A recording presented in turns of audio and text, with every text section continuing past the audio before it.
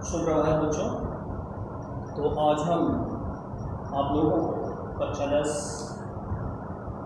पाठ 3 साना साना हाथ जोड़ लेखिका मधु काकड़िया के बारे में पढ़ाने चल रहे हैं। तो सर्वप्रथम हम मधु काकड़िया जी के बारे में थोड़ा सा जानना चाहेंगे। आपका जन्म 23 मार्च 1957 कोलकाता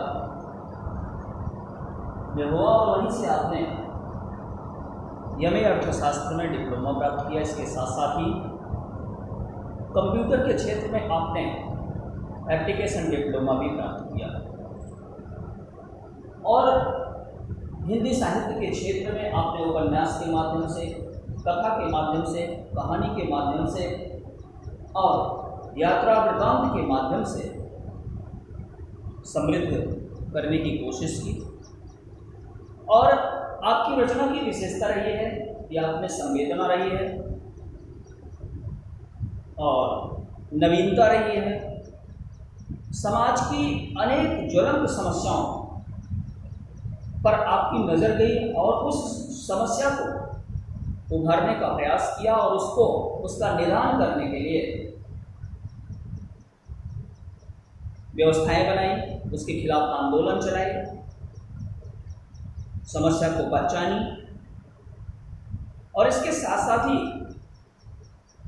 महानगरीय लूटन और उसमें बढ़ रहे आपराधिक प्रवृत्ति, असुरक्षा के बीच जो युवाओं में बढ़ती हुई नशा की लत,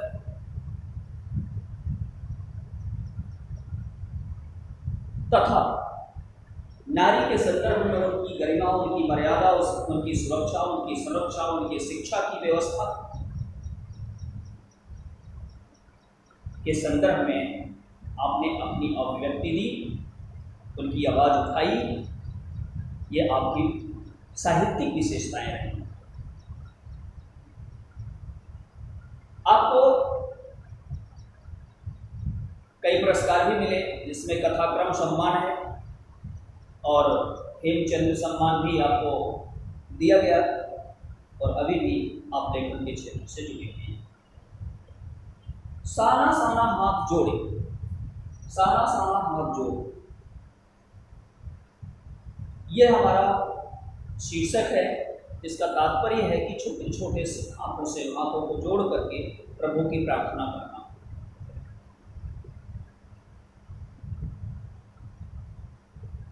लेखिका ने ये शीर्षक दिया है और इस पाठ में ये बताने का प्रयास किया है कि एक ऐसा शहर है, एक ऐसा स्थल है जो भारत का तो है, किंतु वहाँ की संस्कृति, वहाँ की सभ्यता, वहाँ का रहन सहन, वहाँ का खान पान, वहाँ का आहार विहार, वहाँ की संस्कृति एक भिन्न, लोगों की सोच, रहने के तौर तरीके, क्योंकि वो एक पहाड़ी इलाका है। तो ऐसे स्थल का लेखिका ने बड़ा ही मनोरम चित्रण प्रस्तुत किया है और उसमें यह दिखाने का प्रयास किया है कि यह सिक्किम की राजधानी गंगटोक, उसके आगे हिमालय की यात्रा का वर्णन करती है लेखिका, जो शहरों की भागम भाग जिंदगी से दूर है। लेखिका को वहाँ बड़ी संतुष्टि मिलती है, आनंद मिलता है वहाँ की वादियों को देख करके, खिले हुए पुष्पों को देख करके। प्राकृतिक छटा की जो मनोहारिता है वह अपने वैभव पर है, अपने विशिष्ट रूप पर है, जिससे लेखिका आत्मभूत हो जाती है, आनंदित हो जाती है, शराबोर हो जाती है और उसे ऐसा लगता है कि उसके आज सारे दुख, सारी कालिमा, सारे अपराध, सारे के सारे सब यहाँ भूल चुके हैं। तो इस संदर्भ में इस शहर के संदर्भ में हम इस यात्रा वृत्तांत के संदर्भ में चलते हैं आपको लेकर के। इस गैंगटॉक शहर को लेखिका कहती है कि ये मेहनत कश बादशाहों का शहर कहा जाता है। यहाँ मेहनत कश बादशाहों का शहर करने का तात्पर्य है कि जहाँ श्रम ही जीवन जीने का आधार हो। पर्वतीय क्षेत्र वैसे ही बड़े कठिनाई पूर्ण होते हैं, वहाँ रहना, वहाँ घर बनाना, वहाँ खाना, वहाँ व्यवसाय ढूंढना, वहाँ पानी की व्यवस्था करना, स्कूल की व्यवस्था करना, स्कूल में बच्चों को पढ़ना, ये सब सारी चीज़ें बहुत ही दुर्गम होती हैं, बड़ी कठिनाई से प्राप्त होती हैं। दूर दूर तक घरों का ना होना, एकाकी जीवन व्यतीत करना, ये सब सारी चीज़ें जो है वो पर्वतीय क्षेत्रों में सामान्य तौर से होती है। तो इसका वर्णन है क्योंकि वहां पर सबसे पहले लेखिका ने कहा यहाँ के लोगों को ये मेहनत कश बादशाहों का शहर है, अर्थात यहाँ मेहनत से ही सब कुछ करते हैं और ये शहर मेहनती लोगों का है। और वहां से तारे जब वहां पर पहुंचती है लेखिका तो थोड़ा सा प्राकृतिक छटा का वर्णन करती हैं और ऐसे लग रहा है कि जो वहां पर पुष्प खिले हुए हैं वादियों में, घाटियों में हरे भरे पौधे दिखाई पड़ रहे हैं, पहाड़ के बड़े बड़े टीले दिखाई पड़ रहे हैं, वैसे लग रहे हैं कि जैसे तारों के बीच में लुका छिपी हो रही हो और वो अत्यंत सम्मोहन जगा रहे हैं लेखिका के मन में। और जिसको देख करके लेखिका वहां उस प्राकृतिक छटा में अपने को खोई हुई महसूस करती है। वहां एक नेपाली युवती होती है जो बताती है, प्रार्थना करती है कि साना साना हाथ जोड़, और वो ये बताना चाहती है कि मेरा सारा जीवन अच्छाइयों को समर्पित है। और वो गाती है शाना शाना हाथ जोड़, और उसी को लेखिका ने यहाँ पर शीर्षक के नाम से रखा है। बहुत सारे फूलों से लदी हुई वादियां हैं, घाटियां हैं, और जिसको देख करके अत्यंत खुशी होती है। और गैंगटॉक शहर से 149 किलोमीटर दूर युमथांग है, जिसको देखने के लिए लेखिका की सहयात्री मणि और गाइड जितेंद्र नार्गे साथ में होते हैं और अपनी जीप लेकर के रवाना होते हैं। लेखिका को कतार में साथ साथ, और जैसे ही लेखिका कुछ दूर आगे बढ़ती है, उसकी जीप कुछ आगे बढ़ती है, तो उसे उस पहाड़ की चोटियों पर दिखाई पड़ते हैं एक ही कतार में 108 श्वेत पताकाएं फहराई हुई गई हैं। लेखिका जब उन पताकाओं को देखती है तो उसके संदर्भ में जितेंद्र नार्गे से पूछती, ये श्वेत पताकाएं क्यों फहराई गई हैं? जितेंद्र नार्गे बड़ी सजगता से लेखिका को समझाता है कि महोदया, यहां पर जब किसी भी बौद्ध वृक्ष की मृत्यु हो जाती है तो उसकी आत्म शांति के लिए 108 श्वेत पताकाएं फहरा दी जाती हैं, जिनको उतारा नहीं जाता है, वह स्वतः अपने आप नष्ट हो जाती है। लेखिका प्रश्न करती है कि ये श्वेत पताकाएं, किंतु कुछ दूर जाने पर रंगीन पताकाएं भी दिखाई पड़ी, तो रंगीन पताकाओं के बारे में भी लेखिका जानना चाहिए। तो ये पता लगा कि रंगीन पताकाएं मांगलिक अवसरों की सूचक हैं, मांगलिक त्योहारों के या मांगलिक अवसरों की सूचना देती हैं। जब किसी के यहाँ मांगलिक अवसर होता है तो वह इस स्थल पर 108 रंगीन पताकाएं फहराते हैं, जिससे ये पता चले कि मांगलिक अवसर है। इसके बाद शांति और अहिंसा कि ये प्रतीक हैं। ये जो सफेद ध्वज दिखाई दे रहे हैं ये शांति और अहिंसा का भी प्रतीक हैं, और केवल किसी की मृत्यु के उपरांत ही इनको फहराया जाता है। और जितेन नार्गे फिर ये बताना चाहता है लेखिका को कि मैम यहीं पर गाइड फिल्म की शूटिंग भी हुई थी। आगे चल करके जैसे ही मधु जी बढ़ती हैं, उनको एक कुटिया दिखाई पड़ती है। उस कुटिया में एक चक्र रखा हुआ है और पूछने पर यह पता चलता है कि इस चक्र को जो एक बार घुमाता है उसके सारे पाप धुल जाते हैं। लेखिका अपने मन में विचार करने लगती है कि भारत इतना विशाल देश है, फिर भी उसकी सोच हर जगह मिल जाती है, उसकी भावनाएं हर जगह मिल जाती हैं। अर्थात भारत विशाल है किंतु भारत में रहने वालों की सोच, उनके रहन सहन, उनके तौर तरीके, उनकी भाषा, उनके व्यवहार भले ही भिन्न भिन्न हो किंतु सोच और इच्छाएं एक ही जैसी हैं। लेखिका और आगे बढ़ती है, ऊंचाई पर जाती है, तो वहां से जब और ऊंचाई पर जाती है तो नीचे जितने भी स्थितियां हैं, बाजार हैं, लोग हैं, वो बहुत ही छोटे छोटे दिखाई पड़ रहे हैं क्योंकि अब वो ओझल होते नजर आ रहे हैं और घाटी बिल्कुल धुंधली सी दिखाई पड़ने लगती है और हिमालय अपना पल पल क्षण जो है अपना रूप बदल रहा है, ऐसा लग रहा है। लेखिका ये बताना चाहती है वहीं से थोड़ी दूर पर सेवन सिस्टर वाटरफॉल था। जीप रुकी, सभी लोग वहां की सुंदरता को अपने अपने कैमरे में कैद करने लगे। झरने का पानी ऐसा लग रहा था जैसे लेखिका को अंदर से बाहर तक सारी बुराइयों को धुल रहा हो, भर ले जा रहा हो। प्राकृतिक दृश्य ऐसे वहां पर उपस्थित थे जैसे वरदान दे रहे हों, जैसे कोई जादू की छड़ी घुमा रहा हो और वो जादू की छड़ी घुमा करके उसका रूप परिवर्तित कर रहा हो।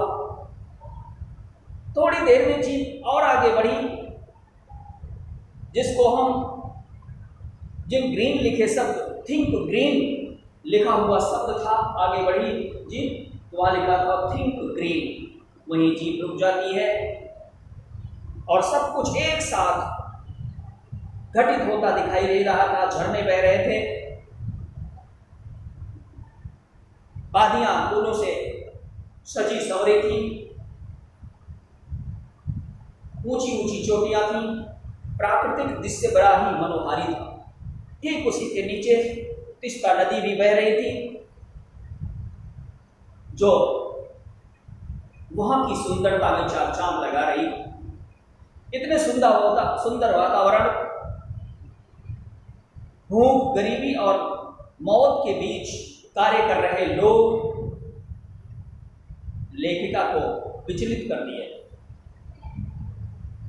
क्योंकि वहां गरीबी भी है, भूख से लोग परेशान भी हैं और मौत, बेखौफ होकर के मौत से अपने कार्य में लगे हुए हैं। मैंने आपको बताया कि पर्वतों का रहना, पहाड़ों पर रहना बहुत सरल नहीं है, बहुत कठिन है, क्योंकि वहाँ जब रास्ते बनाए जाते हैं तो वो ग्रेनाइट से तोड़े जाते हैं, वो बारूद से तोड़े जाते हैं और जब वो टूटते हैं तो उनके टुकड़े काफ़ी दूर तक बिखरते हैं, जिसमें बहुत सारे लोगों की मौत भी हो जाती है। उनसे सावधान होना रहता है। ये बहुत सारे जो रिस्क भरे हुए हैं, ऐसा लेखिका को वहाँ लगा कि सुंदरता ही नहीं है, सुंदरता के साथ साथ यहाँ रहने वाले लोगों के लिए कठिनाइयाँ भी हैं, जिसको वो नज़रअंदाज करके यहाँ की सुंदरता में वो चार चांद लगाते हैं, उसकी वृद्धि करते हैं। कुछ दूर जाने पर कुछ बच्चे दिखाई पड़े जो स्कूल के लिए जा रहे थे। जितेन नार्गे ने बताया कि मैम, यहाँ के बच्चों को 3-4 किलोमीटर पैदल जाना पड़ता है, जो सरल नहीं होता है, काफ़ी ऊंचा होता है, नीचे होते हैं। बच्चे बड़ी मेहनत करके स्कूल जाते हैं, वहाँ पढ़ते हैं। और इतना ही नहीं, ये बच्चे जब वहाँ से लौट करके आते हैं तो अपने माता पिता के कार्यों में सहयोग बटाते हैं, सहयोग करते हैं और इनका जीवन वास्तव में बहुत कठोर है। लेखिका भी इस बात को मानती है कि यहाँ का जीवन बहुत कठोर है। और भी ऊंचाई पर लेखिका चढ़ी चली जा रही है तो वहां पर देखती है कि शाम का समय है।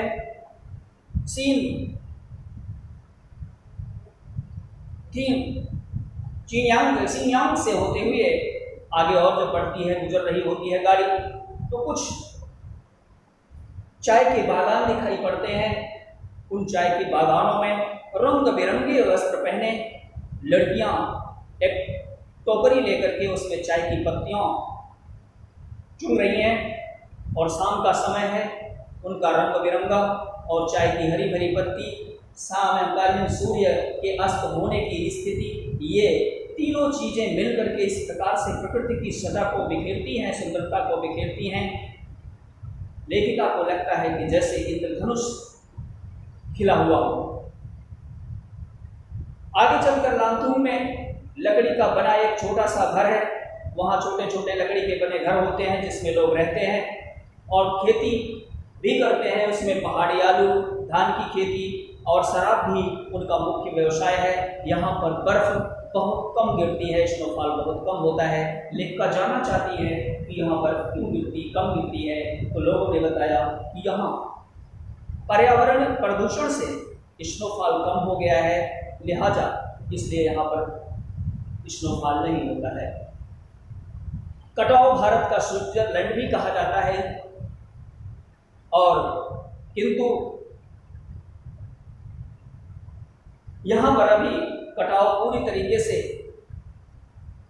टूरिस्ट स्पॉट नहीं बन पाया है। जितेन धीरे धीरे गाड़ी चला रहा था, किंतु लेखिका उस समय वो अपने मन में सारी स्थितियों को समाना चाहती थी, सारी स्थितियों को, सारी सुंदरताओं को समेटना चाहती थी। उसे लग रहा था कि यहाँ के वातावरण में ही परिस्थितियों, ऋषियों मुनियों ने वास्तव में हमारे वेदों का जो सृजन हुआ है, हमारे ऋषि मुनियों ने जो इस कंदराओं का, इन गुफाओं का, पहाड़ों पर, पर्वतों पर ही अपने अध्यवसाय का, अपने तपस्या का जो स्थल चुना, वो वास्तव में ही बहुत ही अच्छा रहा है। क्योंकि वेदों की रचना करने की जो प्रेरणा यहाँ पर मिली है उनको, वो वास्तव में अपने आप में उत्कृष्ट रही है। यहाँ हर कोई पहुँच करके अपनी कालिमा को, अपनी कुटिलता को निश्चित ही वो छोड़ सक करके उस परम तत्व की ओर उन्मुक्त हो जाता है, या निश्चित ही से। वही मन भी अब दर्शन में निमग्न हो गई, दर्शन की अभिव्यक्ति उसके मन में ही आ गई, और वह भी प्रकृति की सुंदरता का वर्णन अपने शब्दों में करने लगे। तो सिक्किम भारत का स्वतंत्र राज्य था, वह अब भारत का अंग बन गया था। इससे वहाँ के जो लोग थे वो बहुत ही संतुष्ट थे, और जब कोई उनसे कोई पूछता था कि आप कहाँ के रहने वाले हैं, तो वो बड़े गर्व से अपने आप को बताते हैं कि हम भारतीय हैं। क्योंकि अब सिक्किम भारत का एक अभिन्न अंग बन गया है। और थोड़ी दूर जाने के बाद कुछ कुत्ते दिखाई पड़े। वो कुत्ते के बारे में जितेन नार्गे बताता कि मैं जब यहाँ चांदनी रात में चांदनी का प्रकाश होता है तो ये कुत्ते भौंकते हैं। ऐसा सुन करके लेखिका ये अपने मन में सोचती है और कहती है कि इन कुत्तों के मन में भी चांदनी के प्रति ज्वार भाटा आता है, ऐसा उसने कहा। और भी मर्ड ने बताया कि गुरु नानक के पग चिन्हों वाला ऐसा पत्थर भी वहां पर दिखाया। जब कभी गुरु नानक जी चावल मिल रहे होते हैं तो उनकी थाली से चावल छिटक करके बाहर गिर जाता है, और जिसके लिए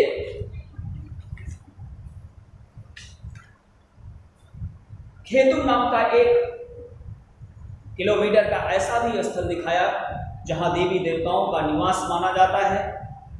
तो भारतीय आर्मी के एक कैप्टन जिनका नाम शेखर दत्ता है, उनके सुझाव पर गैंगटॉक को पर्यटन स्थल बनाया गया। उनके पर्यटन स्थल बनने से नए रास्ते हुए और नई जगहों का निर्माण हुआ, और भी नई नई स्थितियों, नए नए जगह स्थलों का खोज करने में मदद मिली।